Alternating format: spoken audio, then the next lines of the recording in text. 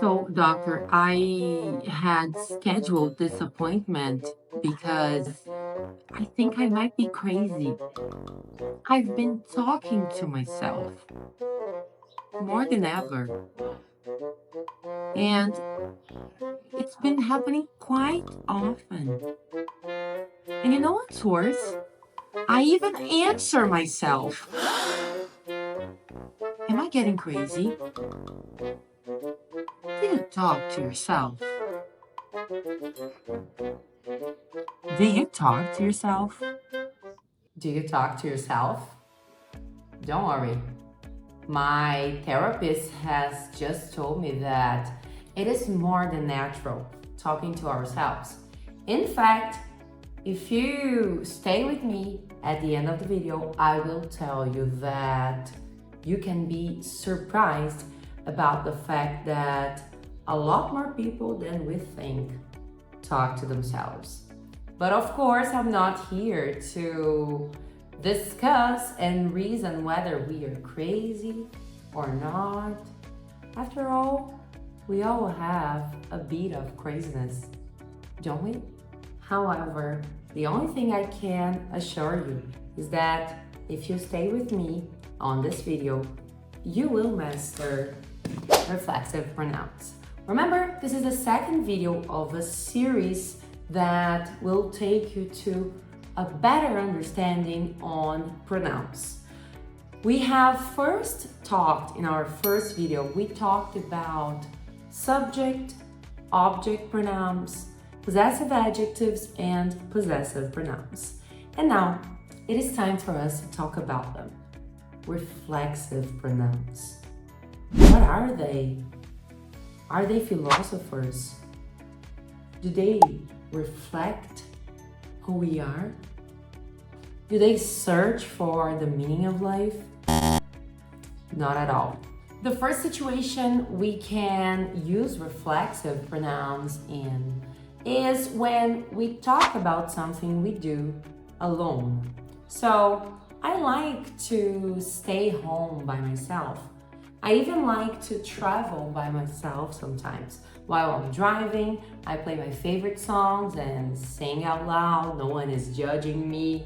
I do that quite often. So what's a fine girl like you doing sitting here all by herself? I finished the crossword all by myself. When we want to say someone does something alone, or if we did that alone, we need to place by before the reflexive pronoun. We're going to have by myself, by yourself, by yourself.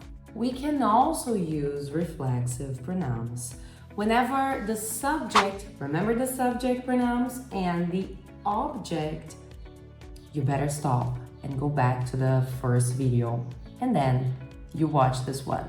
But if you feel comfortable, let's come back. When the subject and object pronouns are the same person. So whenever the same person practices and receives an action, you need to use a reflexive pronoun, such as the example of my therapy session, in which I confess that I talk to myself more than I used to in the past. In that case, notice that I talk, I practice the action, and I also receive it. So I talk to myself. I could never say I talk to me, because when we use me, we are using an object pronoun. She talks to me, you talk to me, they talk to me, but I talk to myself.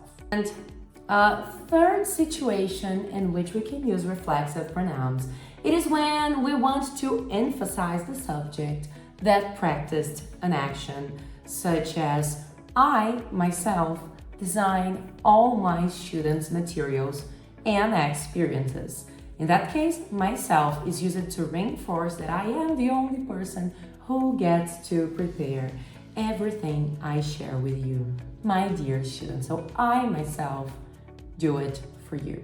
There are also some verbs that are commonly used with reflexive pronouns, such as introduce, blame, or even enjoy in a certain expression. You can say, why don't you introduce yourself to your classmates? Or even, Don't blame yourself for not being able to use English properly. Instead, try to improve your skills. Don't blame yourself. Listen, sometimes these things just happen For a reason. Please, help yourself. Help yourself, be our guest. And nowadays, in our English vocabulary, we make use of a few expressions and words that take these influence of reflexive pronouns, but we don't even realize, such as a selfie or even a self-study, self-service, that people here in Brazil say self-service. Serve, sexy serve. Oh my God. And now that you are familiar with all the situations in which we use reflexive pronouns, I would tell you something that you already know. The best way to successfully internalize them, it is definitely by trying yourself. Make use of them. Think of some situations in which you can use them, and take a look at the examples I have mentioned during this video. And you know that in case you have any questions, you can leave them in the comments, as I will be more than happy to help. Make yourself comfortable.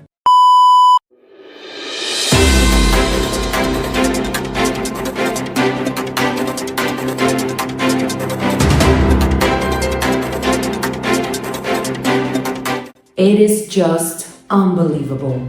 Breaking news. According to a recent study, 96% of adults talk to themselves.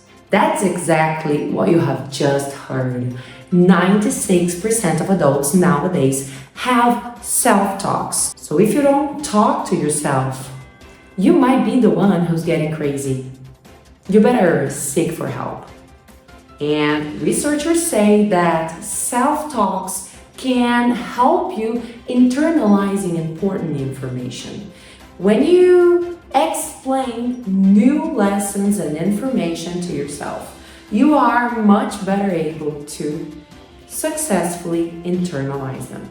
And that happens because whenever you need to explain some piece of information, your brain will seek for connection, and this effort will make it much easier for it to successfully internalize this information.